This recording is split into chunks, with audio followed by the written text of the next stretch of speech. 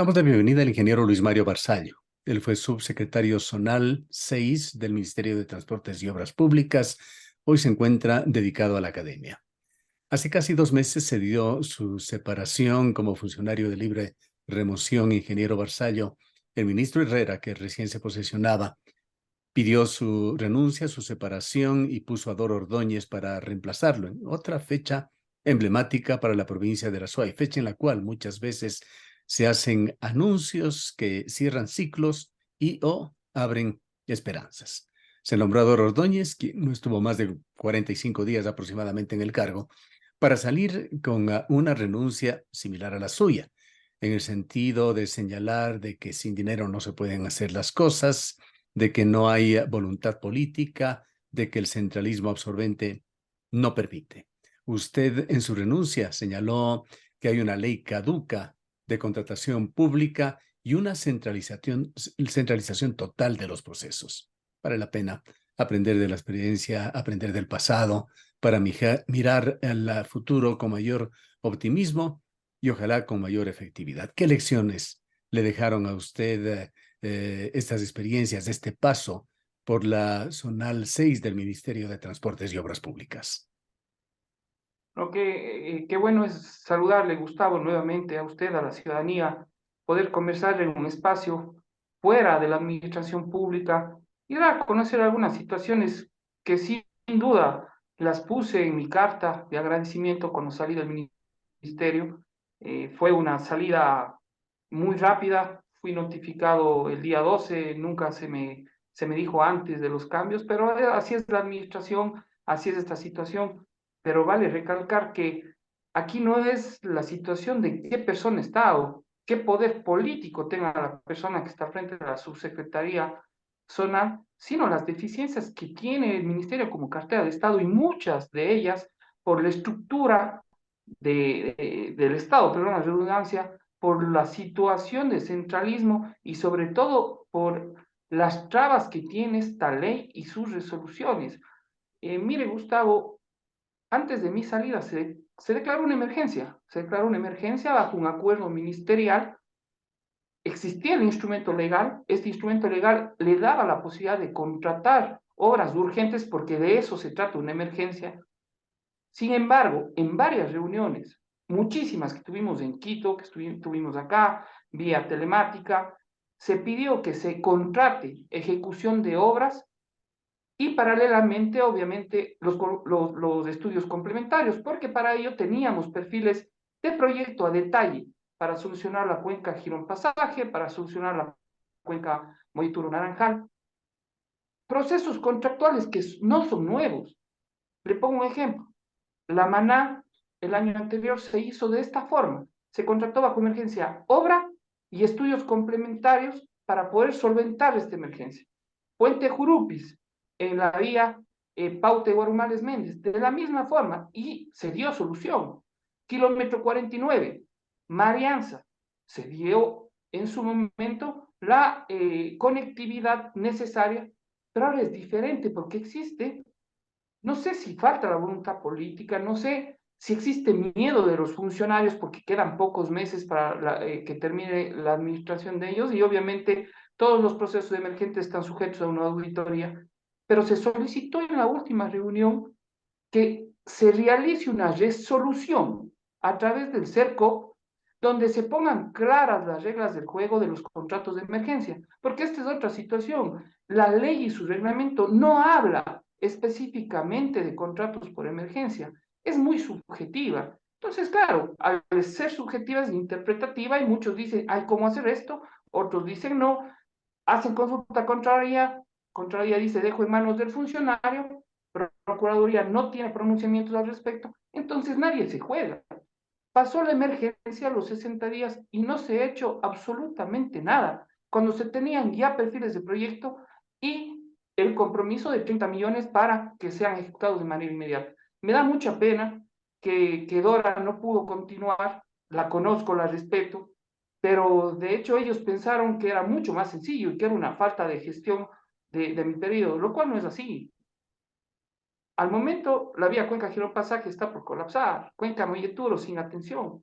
cuando estuvimos al frente dábamos limpiezas, hacíamos las gestiones, con lo poco que se tenía, ejecutábamos las cosas. Pero, le digo, era un tema estructural muy complicado. Haciendo una breve reminiscencia, ingeniero Barzallo, cuando usted ingresó al Ministerio de Transportes y Obras Públicas, si no me equivoco, fue invitado por Marcelo Cabrera para tomar a cargo la zonal 6 de este organismo. Y antes de esto estuvo el ingeniero José Jaramillo en su cargo.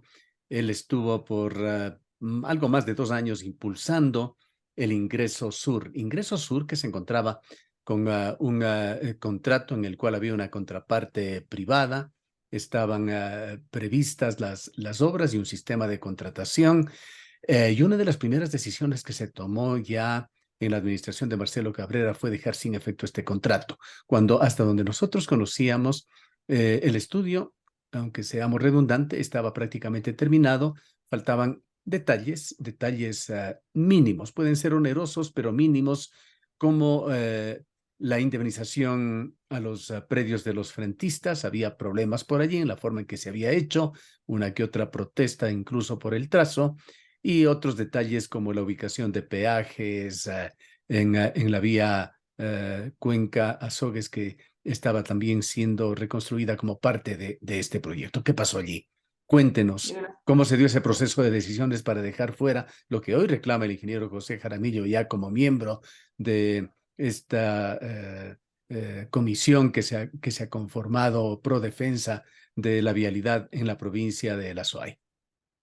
bueno, hay que partir desde las decisiones que se toman a nivel de matriz. Lastimosamente, este tipo de proyectos grandes, hablamos en los proyectos que están bajo concesiones o bajo delegaciones que llamamos nosotros, no las manejan las subsecretarías zonales. Esto la maneja la Subsecretaría Nacional de Delegaciones y de hecho hace base en Quito. No conocen la realidad territorial.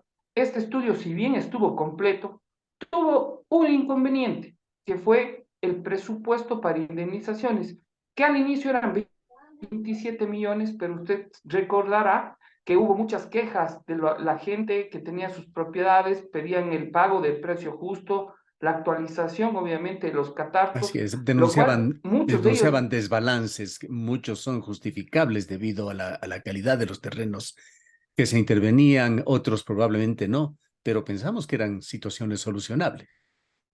por supuesto, ahí el actor fundamental era el GAD de Cuenca, porque el GAD tiene la competencia sobre el precio de los predios. Se pidió que los frentistas pues hagan su actualización de sus catastros. Muchos de ellos lo hicieron, otros están en proceso, pero inicialmente eran 27 millones de indemnizaciones, pero la proyección con la actualización subía a 50 millones. ¿Qué se hizo? Se solicitó que mediante el informe de sostenibilidad y riesgo fiscal, Finanzas, pues se pronuncie si existe o no la posibilidad de contar con ese recurso para indemnizar, y nunca dieron respuesta. Es por eso que no era viable y no fue viable hasta el momento el proyecto, porque no existe el recurso para las indemnizaciones. Y de hecho es un proyecto que muchas veces lo hemos hablado, Gustavo, un proyecto necesario, un proyecto fundamental, y que si se puede retomar con esta autoridad actual del ministerio, con quien venga, pues estaremos igual apoyando a los colectivos y a la gente que haga presión para que esto sea una realidad. ¿Es un El Azuay no aguanta proyecto más. rescatable? ¿Se estaría aún en un punto de retomarlo? Por supuesto, son proyectos que están sobre la mesa, son proyectos que constan dentro de una planificación de delegaciones o concesiones. No solo ese, también el corredor Cuenca, Azogues, Biblián. Dentro de ellos están los pasos a desnivel en Gapal, en el IES, en la parte ya entre Azuay y Cañar, cerca del Puente del Descanso, mucho más allá, ya en la jurisdicción de Cañar. Sin embargo, son proyectos que por sus costos, su monto, lo toman en Quito, y la decisión pues final tiene el ministro y viceministro de Infraestructura. A más de la Además, toma de decisiones, ingeniero Barzallo, que está centralizada en Quito, esto está claro, pero que deberían ser impulsados desde acá, desde las autoridades locales con toda la firmeza que se pueda. No solamente el subsecretario, deberían sumarse allí las autoridades de la ciudad, de la provincia, tanto de elección popular como de representación del propio gobierno. Pero más allá de esto, ¿qué es lo que sucede en una zonal 6 con una vialidad que se encuentra en permanente crisis y que requiere de esfuerzos de mantenimiento, que además no se lo asume como mantenimiento programado, sino más bien en una situación de tener que apagar incendios, por decirlo metafóricamente, y resumiendo los problemas del día a día que se presentan? En su renuncia, usted señalaba que en el 2002 atendió casi 900 emergencias. Estos son 3 emergencias por día. Y en el 2022 me refería, y en el 2023, hasta el punto en el cual usted había renunciado, había 410 emergencias en un trimestre. Esta situación arrastra la tensión, agota el trabajo, el esfuerzo, además que se da en condiciones precarias de la Zonal 6. De hecho, mire, hubieron casos en Cañar, Morán, Santiago y Azuay, porque hablamos de la región, donde tuvimos que atender hasta 13 derrumbes diarios, 13 a 18 derrumbes, unos de gran magnitud, como fue del último carnaval en la cuenca Girón Pasaje, como lo fue también en fin de año en la cuenca Molleturo Naranjal. Eh, de hecho, situaciones que la ciudadanía a veces no entiende y es lógico porque la gente quiere conectividad, pero para solventar necesitamos un gran contingente, maquinaria, personal, técnicos, y obviamente el trabajo es desgastante, pero siempre se dio atención. Y es real, los datos de mi carta no son puestos de manera irresponsable. Nosotros manejamos bitácora semana por semana, día por día, de todos los eventos que se generaron. Adicional a ello, tuvimos 4 eventos naturales de gran magnitud. Marianza Sayausí, kilómetro 49. Tuvimos el aluvión del Tambo, el desborde del río Burgay en Azogues Biblián, río Chantaco. O sea, son situaciones que realmente nos generaron problemas, pero dimos atención con lo poco que teníamos y obviamente con el apoyo de los gobiernos seccionales. Lo cual también es un poco absurdo, Gustavo, porque nosotros como cartera de Estado, como ministerio, deberíamos ayudarles a los GATS a solucionar sus problemas y no los GATS a ayudarle al ministerio. Esto no lo digo ahora que estoy fuera, lo he dicho siempre. Necesitamos el apoyo de los GATS o unirnos todos para dar solución. ¿Qué pasó en Gramalote? La última gran emergencia que tuve antes de salir, si no nos uníamos varias instituciones públicas, el proyecto no salía porque nunca nos dieron el recurso necesario para atender esa realidad. Se Ahora, pudo a través de prefectura, SELEC, EMETOP solucionar. Ahora, ¿qué pasa mientras tanto, mientras se tiene estas emergencias con los proyectos, muchos de ellos que se los viene realizando a paso lento, otros paralizados por las más distintas razones, pero que requieren de una atención prioritaria? Para mencionar algunos de ellos, ese retraso que no se entiende aún de más de una década para la vía o ampliación a 4 carriles de la carretera intercambiador Huangarcucho-Lumacpamba, Puente Europa para servir a Paute y Gualaceo. Está por allí también la inexistencia de mantenimiento y conservación de la inversión realizada en la carretera Puente de Chicti, Sevilla de Oro, Santiago Méndez, la carretera Gualaceo, Plan de Milagro, la Zigzig, Gualaquiza, la inexistencia de mantenimiento de la Panamericana Sur, abandono del arreglo del acceso a este puente ya mencionado de Huangarcucho, la reconstrucción abandonada de la calzada de acceso y de la pared norte del cauce del río que pone en peligro a este puente en Huangarcucho, hundimientos, fatiga, riesgos de destrucción de vigas metálicas en Nulti, etcétera, etcétera, etcétera.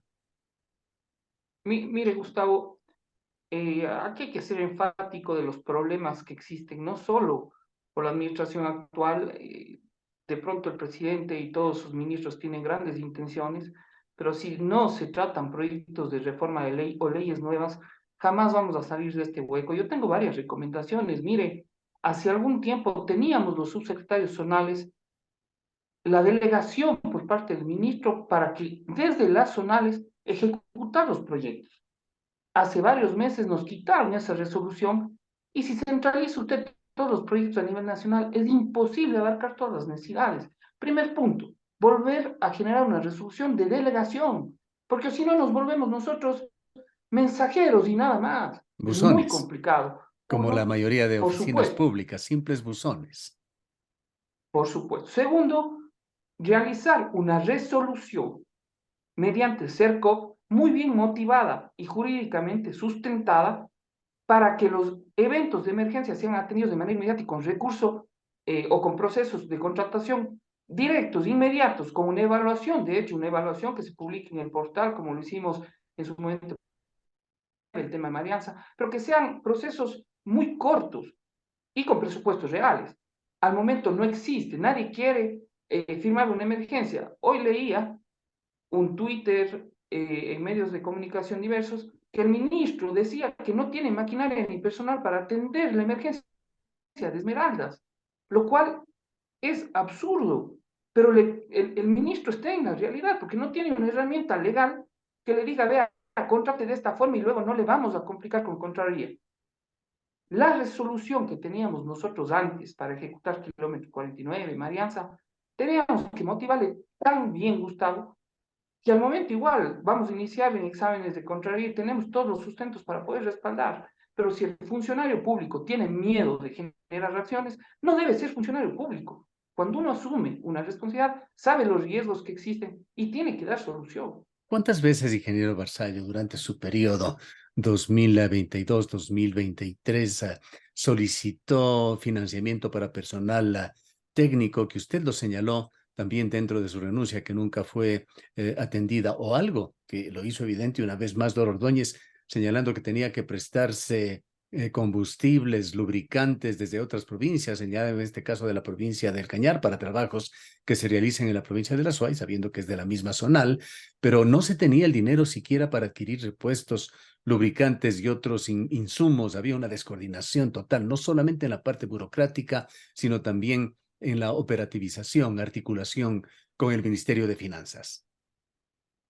Mire, Gustavo, nosotros a través de varios oficios o actos administrativos solicitamos no solo el tema de personal, la falta de especialistas a nivel zonal es grande, los diferentes problemas conllevaban a que los técnicos de la subsecretaría vayan a la emergencia de Zaruma, vayan a dar soporte en la zona de Loja, en San Lucas, no sé si usted se acuerda, dar soporte en la provincia del Guayas, porque éramos la única subsecretaría que tenía especialistas en todas las ramas.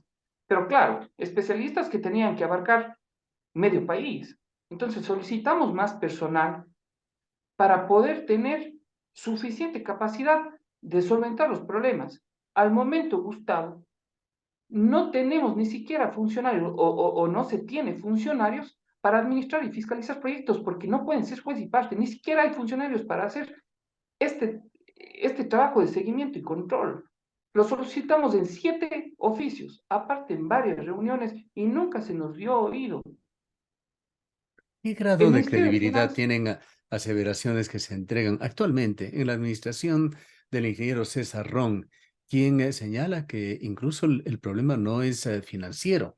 Él ha dicho a personas que están tratando de gestionar recursos para el austro que en la subsecretaría del Ministerio de Transportes y Obras Públicas local se tiene un presupuesto flotante, es decir, disponible siempre del orden de unos $400,000 para atender emergencias. ¿Es esto correcto?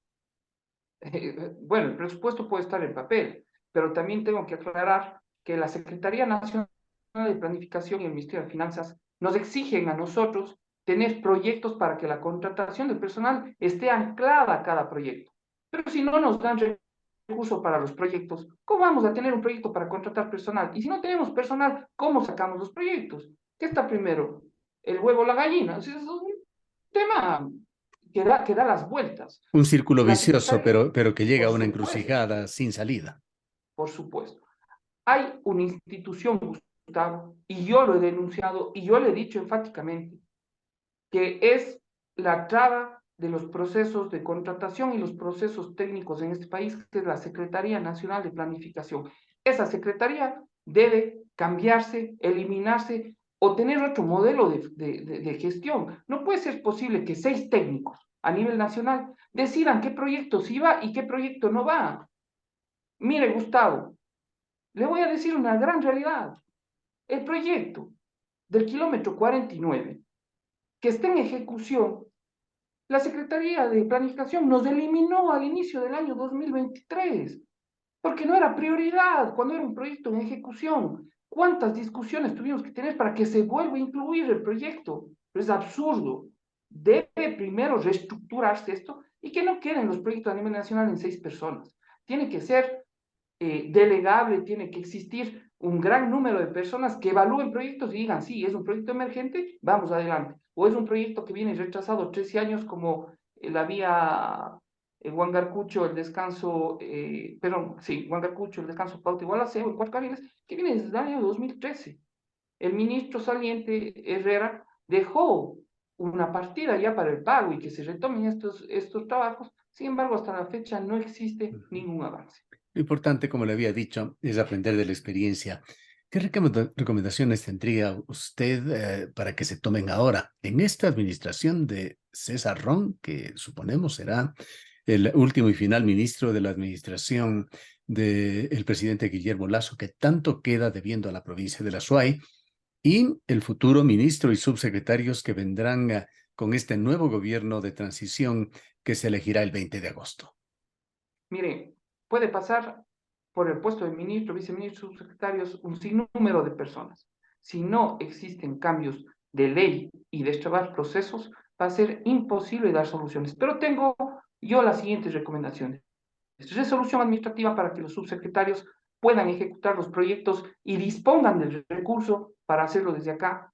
Que las comisiones técnicas sean de la localidad. No puede ser que para un proyecto de Manabí, de Azuay, Pichincha, pongan gente o comisiones técnicas de otras provincias que no Allí está lo conocen que la dijo realidad Doro Ordóñez, territorial. de que a los fiscalizadores que se habían propuesto de la SUAY en el marco de la emergencia que ya terminó, me parece que el 20 de mayo se retrasó el proceso por una decisión del ministro Herrera de cambiar a los fiscalizadores propuestos para poner hombres de su confianza o de su interés. Yo no podría dar certeza de aquello porque cuando yo estuve en la subsecretaría, y esto lo digo de manera abierta, nunca tuve injerencia absoluta en nombres o en personas. Yo enviaba los perfiles técnicos de un banco de consultores, de un banco de profesionales, y obviamente las fiscalizaciones de estos proyectos antes de mi salida estaban con consultores de la localidad. Que haya existido un cambio por cualquier situación, no puedo dar fe. Pero lo que sí le digo es que no puede ser posible que las comisiones técnicas de calificación, de revisión, calificación, sean de otras provincias, tienen que ser de acá. Y para eso, ¿qué necesitamos? Personal. Contraten personal. Tiene que el nuevo ministro, por favor, soltar el recurso, armar un buen equipo, ¿sí? En cada subsecretaría, ver en qué subsecretarías hay maquinaria parada, Gustavo. Por 5 veces dijimos, hay vías concesionadas. Ejemplo, Rumichaca, la vía Yogama Rumichaca, la vía en el sur, la de frontera Machala, Huaquillas, bueno, un sinnúmero de vías que tienen maquinaria del Ministerio de Obras Públicas, pero están concesionadas, las máquinas están paradas. Dennos a las provincias que no tenemos máquinas. Ayúdennos, provéannos de maquinaria, pero nunca se dio. ¿Por qué? Por ese miedo de incurrir en problemas con Contraloría y que luego los funcionarios responsables sean glosados. Bien, El funcionario público, cualquier Gustavo, recomendación final, quizá también dirigida a las nuevas autoridades de la ciudad y la provincia sobre cómo acometer este tema.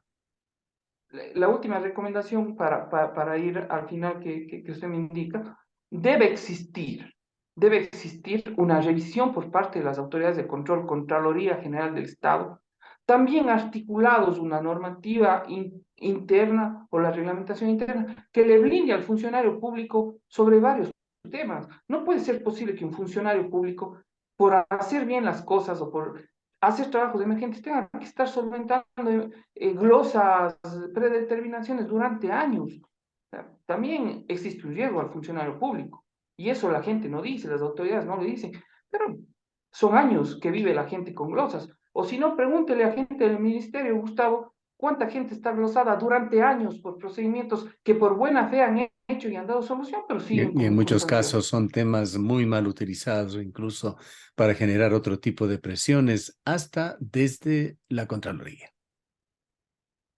Sí, por supuesto. Y también la resolución. Sigo yo firme que la resolución que debe sacar Sercov en proyectos de emergencia debe estar clara que una emergencia no puede exigirse estudios, tiene que hacerse ejecución de obra paralelamente a estudios, porque si es de emergencia, ¿cómo tiene Claro. estudios? Si es de la noche a la mañana, El es ministro absurdo. Herrera dijo 100 días para que se active la emergencia. Mucho antes de ello, él ya dejó de ser ministro. En 100 días, imagínense, querían hacer un estudio para elegir un pasaje integral en 100 días, cuando realmente ese estudio dura 8 meses. ¿Qué calidad de estudio van a entregar en 100 días? Bien. Hay que ser realistas, hay que ver los instrumentos legales para poder solventar esto. Queremos agradecer al ingeniero Basallo y ojalá estas experiencias que se van acumulando por gente valiosa como usted y quienes han pasado, que han puesto el rostro, han dado la cara en el Ministerio de Transportes y Obras Públicas, lleve a cambios importantes en el país con la ley de contratación pública, con el cambio del propio Ministerio de Transportes y Obras Públicas, la dotación de personal más numeroso y adecuado para las zonales que hayan realmente cambios efectivos para, de alguna manera, tratar mejor a los intereses del austroecuatoriano. Yo espero, Gustavo, que en las próximas semanas o en los próximos días pueda estar un nuevo subsecretario, que las gestiones que haga pues se cristalicen, que el nuevo ministro venga con ese ímpetu de solucionar los problemas y también que el legislativo que se decida próximamente en las urnas haga su trabajo. No puede ser posible que tengamos 500 proyectos de ley sin tratar en estos últimos 2 años y solo 34 que se han revisado y se han validado. Eso es imposible. ¿Y dónde están las autoridades de control para verificar la gestión de los asambleístas? Ellos son quienes estructuran leyes para nosotros solventar los problemas. Quizás todo cambie y que tengamos buenos días para el país. Bien, gracias nuevamente, ingeniero Barzal. Hasta luego, Gustavo, siempre un gusto. El ingeniero Luis Mario Barzallo fue subsecretario zonal 6 del Ministerio de Transportes y Obras Públicas.